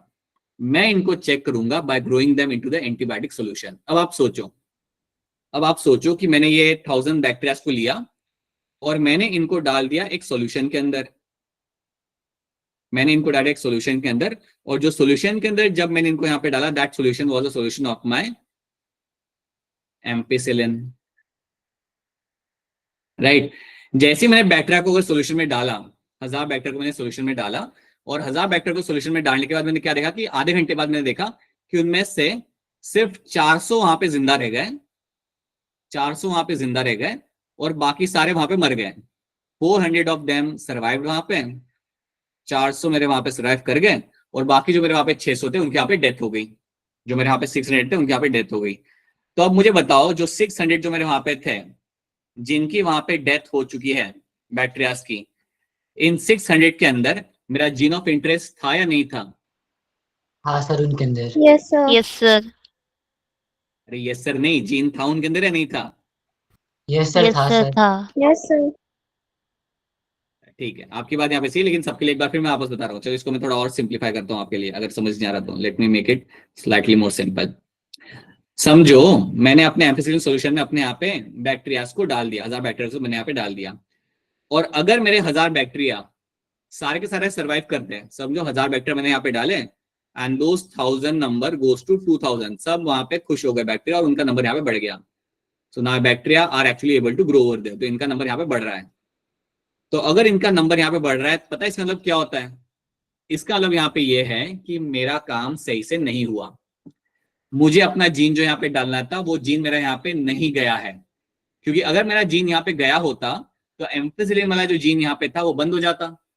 अगर मेरा एम्फिसिलिन वाला जीन यहाँ पे बंद हो जाता, देन सिंपल सी बात है कि मेरे बैक्टीरिया के वहां पे डेथ हो जानी चाहिए थी. लेकिन यहाँ पे क्या हो रहा है, मेरे बैक्टीरिया तो यहाँ पे ग्रो कर रहे हैं, they are growing rapidly over there. तो अगर मेरे बैक्टीरिया यहाँ पे रैपिडली ग्रो कर रहे हैं, दैट मीन्स व्हाट, कि उस प्लाज्मिड के अंदर अभी भी एम्फिसिलिन वाला जीन प्रेजेंट है. और अगर उस प्लाज्मिड के अंदर अभी भी एम्फिसिलिन वाला जीन प्रेजेंट है, तो क्या वो मेरा रिकॉम्बिनेंट डीएनए होगा? The answer is no. I do not have a recombinant DNA over there. I do not have a plasmid which is a recombinant plasmid. And that is an example कि ये जो मेरा यहाँ पे जो जितने मेरे यहाँ पे बैक्टीरिया है ना, all these bacteria over there which are growing right now, they are my non-transformants. They are my non-transformants. इनके अंदर आपका प्लाज्मिड विद द जीन, इनके अंदर आपका प्लाज्मिड आपके जीन के साथ नहीं पहुंचा है. लाइक प्लाज्मिड तो है लेकिन उसके अंदर आपका जीन वहां पे लगा हुआ नहीं है. क्या ये बात समझ आई आपको यहाँ पे? यस सर, आ गई Yes. सर. Yes, sir. अभिषेक के अलावा और भी बाकी लड़की लड़कियां समझ आ रहा है नहीं आ रही ये वाली बात? Yes, sir. Yes, समझ sir. अब समझो, अब आप यहाँ पे सोच के बताओ मुझे यहाँ पे कि अगर मैं इन 1000 बैक्टीरिया को पकड़ता हूँ और इनको मैं डालता हूँ एक सोल्यूशन के अंदर, if I add them in the solution, और सोल्यूशन में डालने के बाद व्हाट आई एम फाइंडिंग, ये जो सोल्यूशन मैंने डाला, अगेन मैंने सोल्यूशन तो वही रखा है यहाँ पे, एम्फिसिलिन वाला सोल्यूशन मैंने यहाँ पे रखा. तो जब मैं इनको यहाँ पे डालूंगा यहाँ पे ग्रो करने के लिए, सो अगर आपके सारे बैक्टीरिया के यहाँ पे डेथ हो गई, अगर आपके सारे बैक्टीरिया के यहाँ पे डेथ हो जाती है, all the bacteria over there they die, so all the bacteria will die over there, सारे बैक्टीरिया के यहाँ पे डेथ हो गई. तो पता है इसका मतलब यहाँ पे क्या होता है? All those bacteria must be having the gene of interest. उन सारे बैक्टीरिया के अंदर जो मेरा जीन ऑफ इंटरेस्ट है यहाँ पे, वो मेरा यहाँ पे लग चुका है. ऑक्सीटोसिन का जीन अगर मेरा यहाँ पे लग चुका है, दैट मीन्स कि एम्फिसिलिन अब वहां पे अपना एक्सप्रेस नहीं कर पाएगा. और क्योंकि एम्फिसिलिन वहां पे एक्सप्रेस नहीं कर पा रहा, तो मेरे सारे बैक्टीरिया की यहाँ पे हो जाएगी death. All the bacteria over there will end up dying. So bacteria will end up dying over there. सारे बैक्टीरिया की यहाँ पे हो जाएगी आपके यहाँ पे डेथ. और तब मैं बोल सकता हूँ this is a example of my transformant. ये है मेरे यहाँ पे ट्रांसफॉर्मेंट. सो बेसिकली हम यहाँ पे डिफरेंशिएट कर सकते हैं कौन है मेरे ट्रांसफॉर्मेंट, किन के अंदर मेरा रिकॉम्बिनेंट डीएनए जा चुका है और किसी के अंदर मेरा रिकॉम्बिनेंट डीएनए यहाँ पे नहीं गया है. ये हम कर पाते हैं यूजिंग द सिलेक्टेबल मार्कर्स. तो फिलहाल के लिए आप इतना याद रखो कि सिलेक्टेबल मार्कर्स जो हमारे यूज किए जाते हैं, क्योंकि इसका एग्जाम्पल मैं आपको एक और दूंगा तब आपको मुझे एक्सप्लेन करना पड़ेगा। सेलेक्टेबल मार्कर्स का इस्तेमाल करके आप क्या कर सकते हो, दे helps in identifying and eliminating non transformants and selectively permitting the growth of the transformant. तो बेसिकली आप यहाँ पे डिफरेंशिएट कर सकते हो कौन से मेरे यहाँ पे ट्रांसफॉर्मेंट्स हैं और कौन से यहाँ पे मेरे नॉन ट्रांसफॉर्मेंट्स हैं, राइट। ट्रांसफॉर्मेशन क्या होता है, अभी हम एक बार फिर मैं आपको यहाँ पे आगे बताता हूँ, right. Normally genes coding for resistance to antibiotics such as ampicillin, chloramphenicol, tetracycline and kanamycin, ये सबको हम यूज करते हैं यहाँ पे एज अ सिलेक्टेबल मार्कर्स, ठीक है। चलो, सिलेक्टेबल मार्कर्स का एग्जांपल आपको एक और बार जब हम ट्रांसफॉर्मेशन सीखेंगे ना वापस से, तब आप इसको एक बार फिर देखोगे तो आपको ये और क्लियर हो जाएगा। अब एक काम करते हैं, let's talk about my cloning sites. What is my cloning site, और मेरी क्लोनिंग साइट यहाँ पे क्या कर रही है। अब क्लोनिंग साइट क्या होता है ना, इसको भी आप सोच के बताओ, सोच के आप खुद इसका आंसर दो। समझो आई हैव अ प्लाज्मिड, राइट, समझो आई हैव अ प्लाज्मिड और यहाँ पे एक लोकेशन है, यहाँ पे एक साइट है, ये मेरा एक यहाँ पे जीन लगा हुआ है, कोई भी मेरा वहां पे जीन हो, ये है मेरी यहाँ पे साइट जिसको मैं कट कर सकता हूँ मेरे हाइंड 2 के साथ, जिसको मैं कट कर सकता हूँ, इस लोकेशन को मैं कट कर सकता हूँ मेरे एक रिस्ट्रिक्शन एंडोन्यूक्लियस के साथ, जिसका नाम है यहाँ पे हाइंड 2, राइट। और ये जो लोकेशन है जहां पे मुझे मेरा जीन लगाना है, ये वही लोकेशन है मेरे यहाँ पे जहां पे मुझे मेरा जीन लगाना है, इसको हम बोलेंगे यहाँ पे क्लोनिंग साइट। क्लोनिंग साइट वो होती है जहां पे अपना जीन ऑफ इंटरेस्ट आप लगाते हो। So this can be called as my cloning site, इसको मैं बोलूंगा यहाँ पे as a cloning site.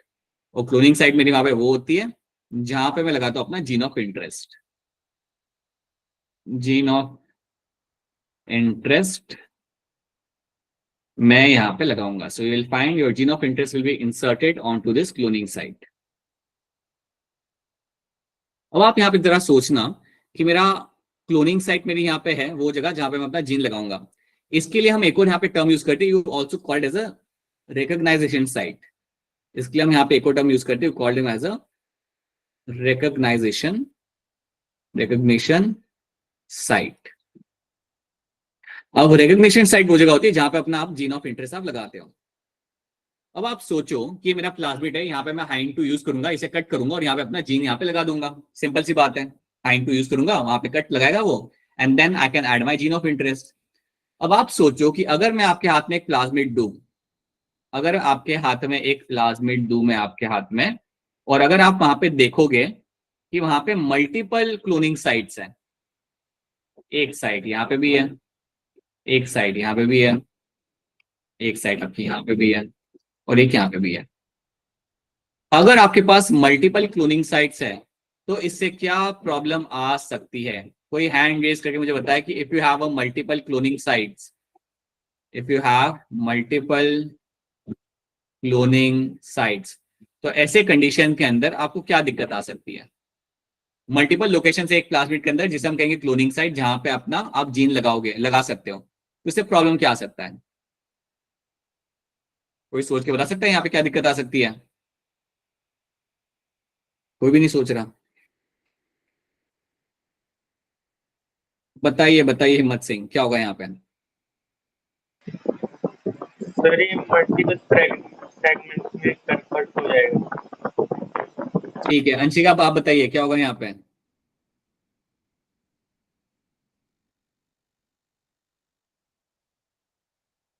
Alright, answer ही नहीं आया। देखो यहाँ पे क्या हो रहा है, सी, अगर मैंने यहाँ पे एक एंजाइम है यहाँ पे जो आके यहाँ पे कट करेगा, इसको आके यहाँ पे कट करेगा, and it will make this area suitable for the insertion of the gene. अगर आपके पास 4 या 5 क्लोनिंग साइट हो, फिर आप मल्टीपल क्लोनिंग साइट, तो आप सोचो यहाँ पे क्या होगा, आपका जो एंजाइम आएगा वो यहाँ पे भी कट करेगा, यहाँ पे भी कट करेगा, it will make a cut over here also, वो यहाँ पे भी आके कट करेगा। तो आपका यहाँ पे एंजाइम आके मल्टीपल लोकेशंस पे आके आपका यहाँ पे कट करेगा। समझ रहे हो आप इस बात को कि हाइंड 2 आके यहाँ पे what the Hind 2 is going to do, Hind 2 आके अपना यहाँ पे मल्टीपल लोकेशंस पे आके अपना यहाँ पे कट करना चालू करेगा। अगर हाइंड 2 आके मल्टीपल लोकेशन पे अगर कट करेगा तो आप याद रखना कि आपके प्लाज्मिड के यहाँ पे फ्रेगमेंट्स बन जाएंगे। आप सोचो इस बात को कि हमें एक ही चाहिए था वहां पे क्लोनिंग साइट, एक ही हमें चाहिए था मेरे यहाँ पे रिकॉग्नाइजेशन साइट। अगर मल्टीपल होंगे तो उससे प्रॉब्लम क्या आएगी कि वो एंजाइम आके कई सारे यहाँ पे कट कर देगा, और इसने अगर कई सारे आके वहां पे कट कर दिए तो आपका प्लाज्मिड वहां पे रहेगा नहीं, और आपके पास सिर्फ वहां पे कुछ फ्रेगमेंट्स आपको मिलेंगे वहां पे. You will find all the plasmid will be broken down, और आपको वहां पे सिर्फ फ्रेगमेंट्स मिल जाएंगे. फिर आपका होने से रहा आपका यहाँ पे gene cloning. All you will get the fragments over there. इसलिए आपको याद रखना है कि हर एक प्लाज्मिड के अंदर आपको सिर्फ चाहिए ओनली वन क्लोनिंग साइट. आप प्रेफर करते हो to have only one cloning site, ताकि एक ही साइट पे आके मेरा एंजाइम कट करे और वहां पे अपना जीन में लगा दूं. क्लोनिंग साइट वो जगह है जहां पे अपने जीन को आप लगाना है, और अगर ऐसे मल्टीपल होंगे तो आपका एंजाइम आके मल्टीपल लोकेशन पे आके कट करेगा, और वो आपके लिए फायदेमंद नहीं होता.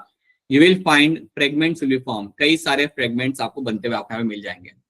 तो अगर आपसे कोई पूछे कि एक प्लाज्मिड में कितनी क्लोनिंग साइट होनी चाहिए, देन आपका आंसर यहाँ पे होगा should have only one cloning site. It should have only one. सिर्फ एक ही साइट होनी चाहिए जहां पे आप अपने प्लाज्मिड को आप लगा सकते हो, सॉरी जहां पे अपने जीन को आप लगा सकते हो. एक से ज्यादा होगा that's not going to be useful. क्या ये बात समझ आ रही है आपको यहाँ पे? Yes sir. बेटा अगर Yes, आप लोग sir. चुप रहोगे तो पता चलेगा नहीं आ रहा है या नहीं आ रहा. इधर give me a thumbs up, समझ आ रहा है. नहीं आ रहा तो थम्स अप डाउन डाउन दो लो, या बोल दो कि सर नहीं आ रहा. जो भी हो रहा है क्लास में कुछ समझ नहीं आ रहा है. You have to be very vocal about that, right? So this is something you have to understand. तो इस तरीके से आप इसका आप काम करो. देखो यहाँ पे क्या लिखा हुआ है. In order to link the alien DNA, the vector needs to have a few, preferably one recognition site. Generally हमें एक ही चाहिए for the commonly used restriction enzyme. Presence of more than one recognition site within the vector will generate several fragments which will complicate the gene cloning. Simple सी बात है बेटा, अगर आपके multiple अगर आपकी साइट्स होगी ना, क्लोनिंग साइट या रेकग्निशन साइट, वो आपका एंजाइम को थोड़ी मालूम है कि उसे एक ही कट लगाना है. वो तो हर जगह जाके कट लगाएगा जहां पे आपका रेकग्नाइजेशन साइट होगा. जितने भी आपकी रेकग्नाइजेशन साइट होगी वहां पे जाके आपका एंजाइम कट लगाएगा. सो एंड में क्या होगा, आपको कोई वहां पे वेक्टर मिलेगा नहीं, आपको सिर्फ उसके यहाँ पे फ्रेगमेंट्स आपको वहां पे मिलेंगे. So that is why you have to understand, this is a very important part, you have to know, because इसके ऊपर बेस्ड सवाल आएगा आपके सामने कि क्लोनिंग साइट जनरली एक प्लाज्मिड में कितनी होनी चाहिए. देन आपका आंसर क्या होगा वहां पे? Only one. It always has to be only one, not more than one. ठीक है, तो ये बात आपको याद रखनी है. So these are the few things we have seen. अब एक कहानी एक बार फिर हम यहाँ पे सीखते हैं, कहानी ऑफ योर ट्रांसफॉर्मेशन की. आपको अगर ये तीन चीजें समझ आई है, क्लोनिंग साइट क्या होता है, सिलेक्टेबल मार्कर्स क्या होते हैं, and what are my ORI, अगर आपको ये तीन चीजें अगर आपको यहाँ पे समझ आ रही है, तो आगे वाली कहानी भी आपको यहाँ पे समझ आएगी. क्या ये तीन चीजें आप सबको यहाँ पे क्लियर है? Sir yes. हाँ बोलो अभिषेक, बोलो जल्दी बोलो. सर अभी हमने बोला कि क्या बोलते हैं कि ORI जितनी ज्यादा होगी तो उतनी ज्यादा बेनिफिशियल ORI होगा. नहीं, फिर हम वो ORI ज्यादा नहीं चाहिए अपने को. ORI should be able to make a multiple copies. ORI तो आपको एक ही मिलेगा हमेशा. ORI याद रखना. देखो यहाँ पे क्या लिखा हुआ है, ORI जो बेटा आपका यहाँ पे था वो आपका एक ही होता है, बट ORI के अंदर पोटेंशियल ऐसा होना चाहिए कि वो मल्टीपल कॉपीज बना सके. समझ आई मेरी बात अभिषेक? यस सर आगे. It should support more number of replication, मतलब वो नंबर ऑफ कॉपीज आपकी ज्यादा बनाने के ये ट्रिगर करना चाहिए ORI ने. That's it. ORI तो हमें एक ही चाहिए होता है वहां पे, right? Now let's come back over here. अब हम यहाँ पे हमारा एक बार फिर हमारा PBr 3/2 यहाँ पे प्लाज्मिड डाल चुका है. अब मैं आपको यहाँ पे एक चीज समझाता हूँ. अब ये चीज आपको मुझे एक्सप्लेन करनी पड़ेगी, मैंने क्योंकि काफी कुछ आपको बता दिया यहाँ पे. Now tell me something. समझो यू हैव अ प्लाज्मिड, यही वाला हम प्लाज्मिड यहाँ पे लेते हैं PBr 3/2, और समझो मैं अपने यहाँ पे जीन लगा रहा हूँ. मैं अपने चॉइस का यहाँ पे एक जीन यहाँ पे लगाना चाहता हूँ. तो आप लोग मुझे बताओ कि कौन सा जीन हम यहाँ पे लगाए. कोई एक प्रोटीन का नाम बताओ जिसका हम जीन यहाँ पे लगाना चाहते हैं. आप लोग बोलो वो जीन लगाते हैं. कौन सा लगाना चाहते हो आप? बोलो जल्दी बोलो. Tell me a name of protein जो आप यहाँ पे लगाना चाहते हो. 12वीं कक्षा के छात्र एक प्रोटीन का नाम नहीं बता पा रहे. कोई हार्मोन का नाम बता दो जो आप यहाँ पे लगाना चाहते हो, जो आप यहाँ पे इंसर्ट कर सकते हो. इंसुलिन. वो तो बेटा कॉमन होता है, वो तो मैं कब से लगा कर रहा हूँ इंसुलिन. और कोई बता देते हैं? चलो कोई बात नहीं, इंसुलिन लगाते हैं. इंसुलिन कोई हम यहाँ पे लगाते हैं. So let's see what we can do with the insulin. तो इंसुलिन वाला जीन मैं यहाँ पे निकाल चुका हूँ. इंसुलिन वाला जीन मैं यहाँ पे निकाल चुका हूँ. After doing my gel electrophoresis I have actually extracted my gene of insulin. तो यहाँ पे इंसुलिन वाला जीन मैं यहाँ पे निकाल चुका हूँ, ये मैंने बाहर निकाल लिया. अब मैं ये जीन ऑफ इंसुलिन में क्या करूंगा, मैं यहाँ पे लगाऊंगा मेरे प्लाज्मिड के अंदर. तो ये जो मेरा जीन है राइट। ये जो मेरा जीन मेरे सामने, इसको मैं लगाता हूँ। अब मैं आपको कह रहा हूँ कि ये जीन मैं लगा रहा हूँ मेरे टेट्रासाइक्लिन वाले साइट पे। सो मैं BAM1 वाली साइट के ऊपर जाके इंसुलिन को यहाँ पे इंसर्ट कर रहा हूँ। अब सोच समझ के मुझे बताना कि अगर मैंने अपने जीन ऑफ इंसुलिन को, ये मेरा इंसुलिन वाला जीन है, अगर मैंने उसे वहां पे सक्सेसफुली लगा दिया तो क्या मेरा टेट्रासाइक्लिन वहां पे रहेगा या नहीं रहेगा? सर नहीं रहेगा। नहीं रहेगा सर। बाकी लोग क्या कर रहे हो? Tell me what will happen if I insert my gene of interest, insulin वाला अगर मैं वहां पे लगा रहा हूँ, तो क्या मेरा टेट्रासाइक्लिन का जीन वहां पे रहेगा नहीं रहेगा? अनम्यूट करके बोलो, रहेगा या नहीं रहेगा वहां पे? नो सर, इनएक्टिवेट हो जाएगा। इनएक्टिवेट हो जाए। इनएक्टिवेट हो जाएगा, राइट। वहां पे इनएक्टिवेट हो जाएगा, और उसके लिए हम एक टर्म यूज करते हैं, that term is called as what? Insertional inactivation. Right, you called as a insertional inactivation. So आपके यहाँ पे इंसर्शनल इनएक्टिवेशन यहाँ पे हो जाएगा, और अब आपका वहां पे टेट्रासाइक्लिन वाला जीन अब आपका यहाँ पे काम नहीं कर रहा। ठीक है, so that is something you will find happening over there.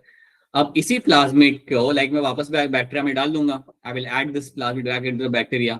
अब मैं यहाँ पे क्या कर सकता हूँ, I can actually grow them in the medium. अब मैंने ये प्लाज्मिड को बैक्टीरिया में डाल दिया, और अब मैं इसे यहाँ पे ग्रो कर रहा हूँ। सो अज्यूम दैट, अब देखो यहाँ पे ध्यान से करना, अगर मैं इन बैक्टीरियाज को ग्रो करता हूँ एम्फिसिलिन सॉल्यूशन के अंदर, बैक्टीरिया कैसा है जिसके अंदर मैं यहाँ पे अपना ये वाला प्लाज्मिड यूज कर रहा हूँ, ये वाला प्लाज्मिड यूज कर रहा हूँ, उसे मैं ग्रो कर रहा हूँ मेरे एम्फिसिलिन सॉल्यूशन के अंदर, क्या मेरे बैक्टीरिया ग्रो कर पाएंगे यहाँ पे?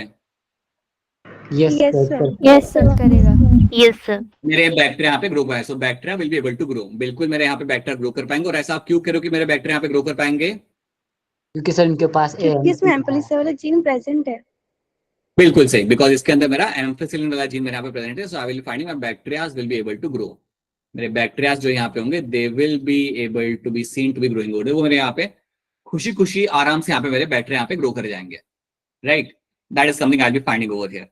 ठीक है, तो एम्फिसिलिन के साथ यहाँ पे ग्रो कर जाएंगे। अब मुझे यहाँ पे बताओ, अब थोड़ा सोच के बताना, मेरे पास है यहाँ पे दो सॉल्यूशन, राइट। मेरे पास यहाँ पे दो सॉल्यूशन है, दोनों के अंदर मैं यहाँ पे डाल कर मैंने यहाँ पे टेट्रासाइक्लिन, इसमें मेरा टेट्रासाइक्लिन यहाँ पे डाल कर, इसमें मैंने यहाँ पे टेट्रासाइक्लिन यहाँ पे डाल कर रखा हुआ है। अब मुझे बताओ कि अगर इस सॉल्यूशन के अंदर अगर मेरे बैक्टीरिया ग्रो कर जाते हैं, इस सॉल्यूशन के अंदर यहाँ पे बैक्टीरिया मेरे यहाँ पे ग्रो कर रहा है, और इस सॉल्यूशन के अंदर मैंने यहाँ पे बैक्टीरिया यहाँ पे हो रही है मेरी यहाँ पे डेथ। तो अब आप मुझे बताओ कि एक सॉल्यूशन के अंदर मेरा बैक्टीरिया ग्रो कर रहा है, एक के अंदर मेरे यहाँ पे उसकी डेथ हो रही है, और मेरा सॉल्यूशन किसका है? Solution is of my tetracycline. Tetracycline का सॉल्यूशन मेरा यहाँ पे है। तो अब मुझे यहाँ पे बताओ कि इनमें से किसके अंदर मुझे मिलेगा मेरा रिकॉम्बिनेंट डीएनए? कहाँ पे? 2 मिनट के लिए रुक जाओ, 2 मिनट रुक जाओ। इसको हम बोलते हैं ए, इसको हम बोलते हैं यहाँ पे सॉल्यूशन नंबर बी। तो ए एंड बी में से किसके अंदर मुझे रिकॉम्बिनेंट डीएनए देखने के लिए मिल रहा है? या मैं इसको सवाल को थोड़ा चेंज कर देता हूँ, आसान बना देता हूँ। और कितना ही आसान बना बेटा, और आसान बनाते इसको, कि ये दो मेरे यहाँ पे सोल्यूशन है, एक में बैक्टीरिया की ग्रोथ हो रही है, एक में इसकी डेथ हो रही है। मुझे बताओ कि इनमें से किसके अंदर आपका इंसुलिन वाला जीन प्लाज्मिड में जाके सक्सेसफुली लग चुका है? ए के अंदर या बी के अंदर?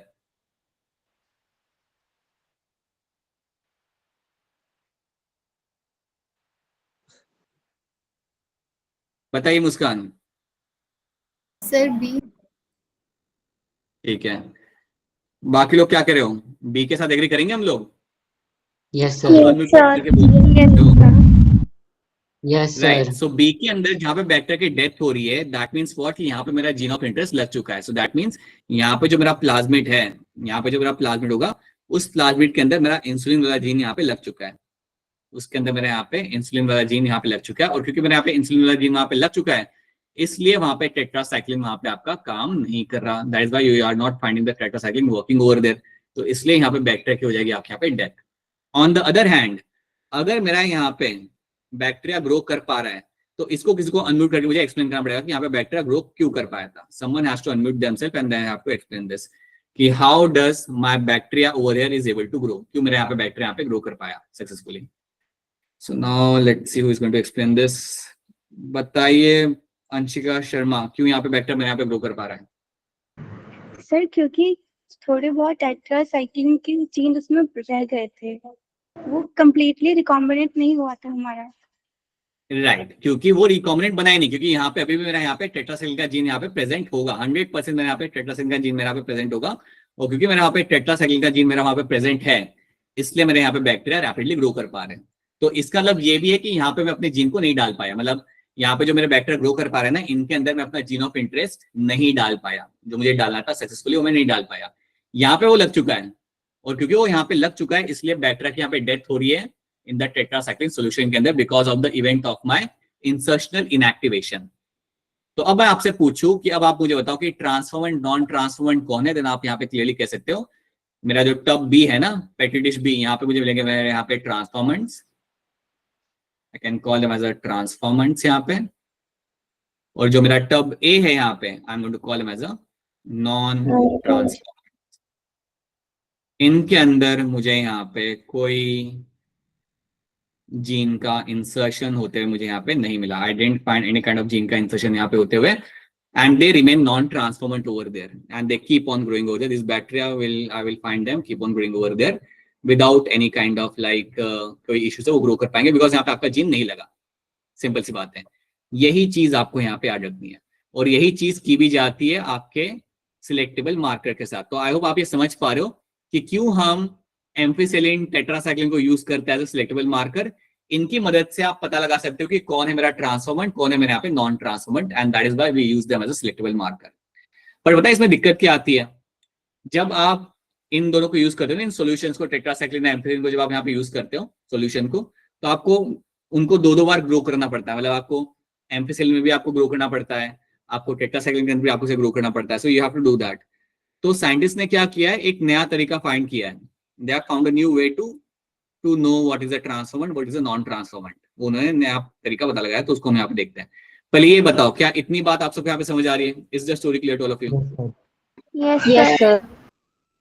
क्या अभी भी अगर किसी को कोई समझ नहीं आ रहा देन पूछ लो, if there is something which is not clear पूछ लो, बिकॉज ये टॉपिक है ऐसा जिसमें थोड़ा like it's actually quite interesting to understand all those things. So please ask if you have any kind of question over here. अब हम यहाँ पे देखते हैं दूसरा तरीका जो हमारे साइंटिस्ट लोग यूज करते हैं, तो अगर उन्हें एंटीबायोटिक सॉल्यूशन यूज नहीं करना, देन दूसरा तरीका यहाँ पे आपका क्या होता है उसको हम यहाँ पे समझते हैं। सो लेट्स सी दूसरा तरीका यहाँ पे आपका क्या है। अच्छा मुझे एक बात बताओ, समझिए मेरा यहाँ पे प्लाज्मेट है, एक गोल नहीं है, थोड़ा अजीब है लेकिन प्लाज्मेट है, और एक पता है हमने एक जीन के बारे में सुना है, पढ़ा है, और उस जीन का नाम है आपका यहाँ पे लैक-जेड। कोई मुझे बताएगा लैक-जेड जीन किस चीज के लिए जाना जाता था? Sir beta galacto. बिल्कुल सही बात है, lacZ is known to make a enzyme called as my beta galactosidase. याद आ रहा है molecular basis? Yes sir. LacZ is known to make a enzyme called as my beta galactosidase. अब मुझे कोई ये भी बता दो कि बीटा गैलेक्टोसिडेज जो आपका लैक-जेड बनाता है, ये एंजाइम करता क्या है? सर लैक्टोज को डाइजेस्ट करता है। डाइजेस्ट करेगा सर। लैक्टोज को करेगा ये डाइजेस्ट, लैक्टोज को ये करेगा अपने यहाँ पे digest, right? So that is one thing you have to know over here. सो ये करेगा आपके यहाँ पे लैक्टोज को डाइजेस्ट। सो याद रखना lacZ is something which is going to make this enzyme, और ये एंजाइम आपका लैक्टोज को करता है आपका डाइजेस्ट। ये बात आप यहाँ पे जानते हो। हम लैक-जेड वाला एक प्लाज्मिड बनाएंगे यहाँ पे, और लैक-जेड जो हमारी यहाँ पे, इसको हम यूज करेंगे एज अ क्लोनिंग साइट। तो लैक-जेड को मैं यहाँ पे यूज करूंगा, सो याद रखना इसको अभी मैं यहाँ पे यूज करने वाला हूँ एज अ क्लोनिंग साइट। अगर मैं कह रहा हूँ कि लैक-जेड वाला जो मेरा साइट है वो होगा मेरे यहाँ पे क्लोनिंग साइट, तो इसका मतलब क्या होता है? इसका मतलब क्या होता है? If I am saying that lack-Z will be my cloning site, तो इसका मतलब क्या होगा? कि यहाँ पर सर हम अपना इंटरेस्टेड जीन डालेंगे। राइट, यहाँ पे अपना जीन ऑफ इंटरेस्ट में यहाँ पे अपना लगाऊंगा। सो अगर मैं कह रहा हूँ कि लैक-जेड मेरा यहाँ पे क्लोनिंग साइट है, दैट मीन्स मेरा जीन ऑफ इंटरेस्ट मैं यहाँ पे लगाऊंगा। ठीक है, अब मैं आपसे पूछूंगा कि कौन सा जीन लगाना है, फिर आप बोलोगे कि सर इंसुलिन, तो बेटर है मैं ही को बताता हूँ। समझो इस बार हम इंसुलिन की जगह कोई और जीन लगाते हैं। Let's add gene like your, आपका हम लगाते हैं यहाँ पे जीन प्रोलैक्टिन का। ठीक है, प्रोलैक्टिन भी आपका एक प्रोटीन है, सो प्रोलैक्टिन का जीन हम लगाते हैं यहाँ पे। सो एक जीन हम यहाँ पे यूज करेंगे and that gene is going to be gene of my prolactin. ये मैंने ह्यूमन डीएनए में से एक्सट्रैक्ट कर चुका हूँ मैं इस जीन को, अब हम इसको यहाँ पे लगाएंगे हमारे लैग वाली साइड के ऊपर, ठीक है। अब देखो यहाँ पे होता क्या है, अब ये जो मेरा यहाँ पे जीन है, this is my alien gene, ये मेरा यहाँ पे एलियन जीन है, और एलियन जीन को मैं यहाँ पे आके लगाता हूँ मेरे क्लोनिंग साइट के ऊपर। क्लोनिंग साइट में बोल सकता हूँ, या फिर मैं कह सकता हूँ एज अ रिकग्नाइजेशन साइट में मुझे यहाँ पे कह सकता हूँ। तो इसको मैं यहाँ पे आके लगाऊंगा और ये यहाँ पे आके लग जाएगा, अज्यूम करते कि लग गया। ऐसे में 1000 टाइम्स करता हूँ तो जरूरी तो है नहीं हमेशा कि 1000 में से 1000 टाइम्स मेरा आके वहां पे लगेगा। 1000 में से शायद 500 टाइम्स जाके लगेगा वहां पे, या 500 टाइम्स वहां पे ना भी लगे, सो दैट कैन हैपन। तो याद रखना, मैंने अपना एलियन जीन कहाँ पे लगाने का प्लान किया है, लैग जेड के ऊपर। अब मुझे बताओ, अगर मेरा एलियन जीन लैग जेड पे जाके लग जाता है तो क्या मेरा लैग जेड अपने आप को एक्सप्रेस करेगा या नहीं करेगा? सर नहीं करेगा। नहीं No. करेगा। नहीं नहीं करेगा। It's not going to express itself. उसे ही हम यहाँ पे बोलते हैं एज अ इंसर्शनल इनएक्टिवेशन। उसी कहानी को हम बोलते हैं यहाँ पे, जो हम यहाँ पे तीसरी बार हम यहाँ पे देख रहे हैं, that is only called as my insertional inactivation, ठीक है। अब आप सोचो, अब आप सोचो कि आपके पास ऐसे है 1000 बैक्टीरियाज, ऐसे आपने 1000 बैक्टीरिया के साथ कर लिया, मतलब आप समझो कि 1000 बैक्टीरियाज मैंने पकड़े, उन सबके प्लाज्मिड के अंदर मैंने डाला अपना जीन, प्रोलैक्टिन का जीन मैंने वहां पे डाल दिया, ठीक है। अब मैं आपको पहले भी बता चुका हूँ, वापस बता रहा हूँ कि ऐसा नहीं होता कि 1000 के अंदर सबके अंदर मेरा वहां पे जीन ऑफ इंटरेस्ट मेरा लग जाएगा। 1000 में से कुछ में लगेगा, कुछ में नहीं लगेगा। मैं कैसे पता लगा सकता हूँ कि किसमें मेरा जीन लगा है और किसमें नहीं लगा है? How I can know that? तो ये करने के लिए मैं क्या करूंगा, इन 1000 बैक्टीरियाज को पकड़ूंगा और इनको डालूंगा एक सॉल्यूशन के अंदर। ये सॉल्यूशन जो मेरा होगा, this will be the solution of my, this is going to be a solution of my lactose, this will be a solution of my lactose, ठीक है। एनसीईआरटी में लैक्टोज वहां पे नहीं लिखा हुआ, उन्होंने एक यहाँ पे दूसरा टर्म यहाँ पे यूज किया हुआ है, they have written over there chromogenic substance, chromogenic substance. Chromogenic substance का मतलब यहाँ पे ये होता है, क्रोमोजेनिक जेल का मतलब यहाँ पे ये होता है, क्रोमोजेनिक मतलब जो कलर देता है आपको। तो बेसिकली लैब में बनाया हुआ एक अलग टाइप का लैक्टोज होता है, और ये लैक्टोज आपको कलर देगा। अगर इस लैक्टोज को आप डाइजेस्ट करते हो तो आपका कलर यहाँ पे डेवलप करेगा। कौन सा कलर यहाँ पे डेवलप करेगा? ब्लू कलर आपका यहाँ पे डेवलप करेगा। तो that is something you have to know, right. याद रखना एक बार फिर, यहाँ पे देख लो, हमने हमारा जीन लगाया है लैग जेड वाली पोजीशन के ऊपर। अगर मेरा जीन वहां पे लग चुका है देन लैग जेड एक्सप्रेस नहीं करना चाहिए। अगर मेरा जीन वहां पे लग चुका है तो वहां से बीटा गैलेक्सिडेज बनना नहीं चाहिए, ठीक है। So now what will happen here is कि जब मैंने अपने बैक्टीरिया को यहाँ पे डाला तो अब यहाँ पे क्या होता है, कुछ लोकेशन के ऊपर ब्लू कलर डेवलप करना चालू करेगा। कुछ लोकेशन के ऊपर आपका ब्लू कलर यहाँ पे डेवलप करना चालू करेगा। समझो तुमने ये किया पूरा एक्सपेरिमेंट, और कुछ जगहों पे आपका ब्लू कलर डेवलप करना चालू किया। तो अगर मेरा ब्लू कलर डेवलप कर रहा है कुछ लोकेशंस के ऊपर, तो इसका मतलब क्या होगा, आप मुझे हैंड रेज करके बताएंगे। अगर यहाँ पे मेरा ब्लू कलर डेवलप कर रहा है, ब्लू कलर तब डेवलप होता है जब लैक्टोज को डाइजेस्ट किया जाता है। तो अगर मेरा यहाँ पे ब्लू कलर डेवलप किया जाएगा, now you have to tell me that what is the reason for developing this blue colour. बताइए, raise your hand, tell me कि अगर यहाँ पे ब्लू कलर डेवलप हो रहा है, ये तब डेवलप होता है बेटा जब आपका लैक्टोज डाइजेस्ट किया जाता है। तो अगर ये ब्लू कलर डेवलप हो रहा है, so now tell me what is the story of that particular bacteria. बताइए इशिता कुमारी, क्या हो रहा है यहाँ पे? सर यहाँ पे बैक्टीरिया ग्रो हो रहे हैं। ठीक है, वो तो हमारे वैसे भी ग्रो कर ही नहीं वाले थे वहां पे, क्योंकि एंटीबायोटिक सोल्यूशन तो है नहीं है। और कुछ बताओ यहाँ पे, और कुछ बताओ, थोड़ा और सही से बताओ। बताइए मुस्कान कुमारी, क्या हो रहा है यहाँ पे? सर यहाँ पे जो बैक्टीरिया है वो अगर ब्लू कलर शो करे दैट मीन्स वो नॉन रिकॉम्बिनेंट है। राइट। अगर मेरा यहाँ पे ब्लू कलर यहाँ पे शो किया जा रहा है, दैट मीन्स जो मेरे यहाँ पे बैक्टीरिया ग्रो करे they are my non recombinant bacteria. That means इन बैक्टीरिया के अंदर मेरा जीन नहीं लगा है।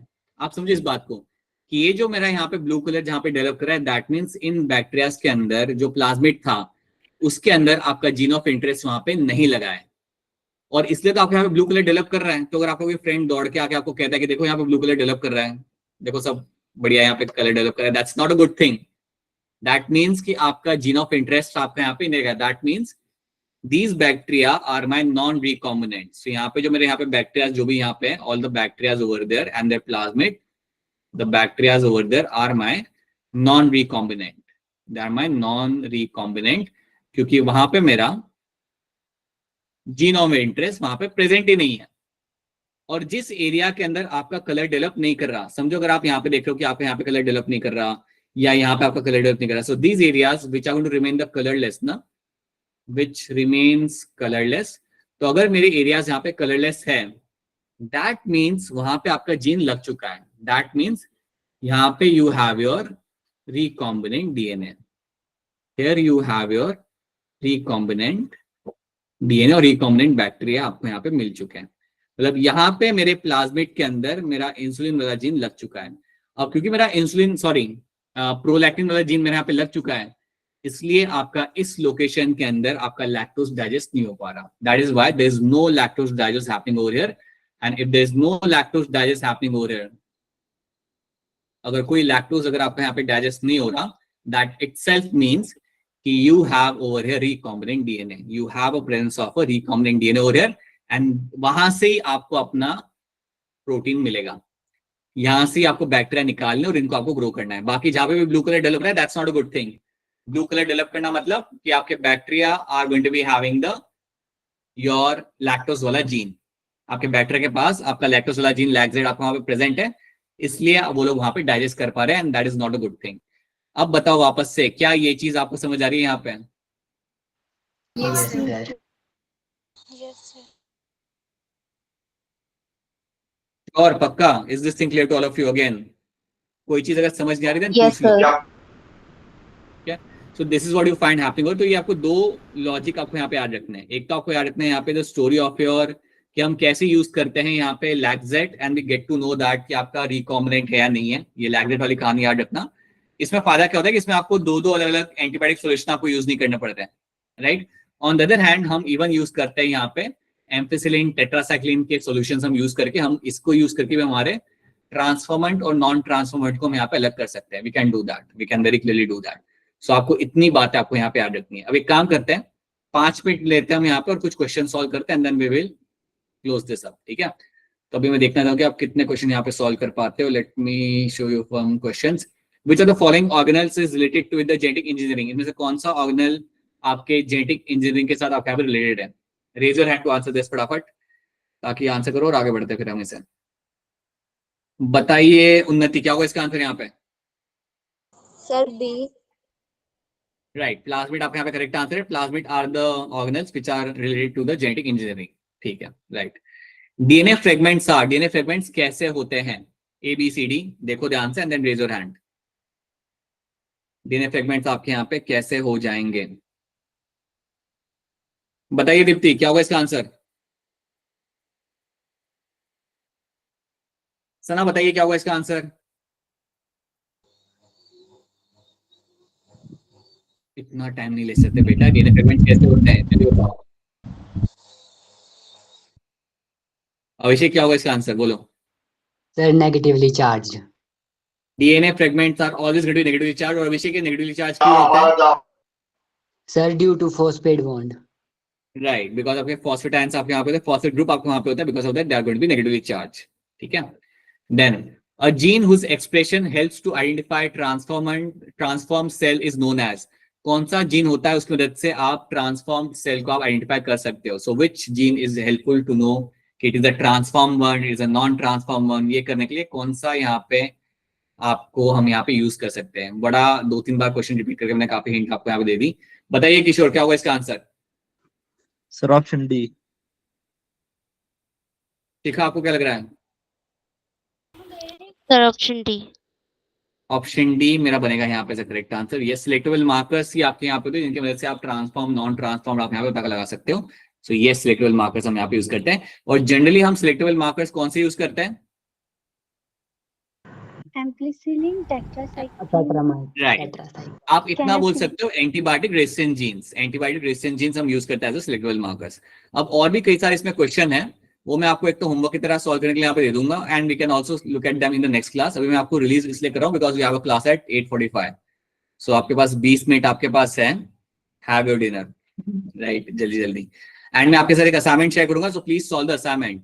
असाइनमेंट सॉल्व करोगे तो ये आपको रियलाइज होगा कि आपको वो चीज समझ आ रही है, कितनी आ रही है, कितनी नहीं आ रही, you will be able to do that. So please make sure you solve the assignment and share that with me. So these are the things we have done. एक बार ये जो जितने भी चीजें हमने यहाँ पे देखी है until my transformation तक वाली चीजें एक बार NCERT से भी पढ़ लेना, और अगर कोई चीज समझ नहीं आ रही then please reach out to me. और अगर नहीं आ रहा then vocally बोलो कि सर ये नहीं आ रहा, then we can make sure that you will understand that thing because it's a very interesting chapter actually में देखा जाए तो. मतलब it's a better chapter than understanding की स्विस चीज बनाने के लिए कौन सा बैटर यूज किया जाता है, वो विनेगर बनाने के लिए हम क्या वहां पे यूज करते हैं, राइट. उससे तो बहुत बेटर ये चैप्टर है, right. So that is why you will have to pay some attention over there, but you will understand number of things over there. Agree करते हो नहीं करते आप लोग? या आपको वही चैप्टर पसंद था, मैक्रो से न्यूमन वेलफेयर वाला? सर वही पसंद वही पसंद आया. अरे क्या कैसे चलेगा, तुम लोगों को रट्टा लगाने वाला चैप्टर तुम लोगों को पसंद आ रहा है, ठीक है. So this is something we have done over there. इसको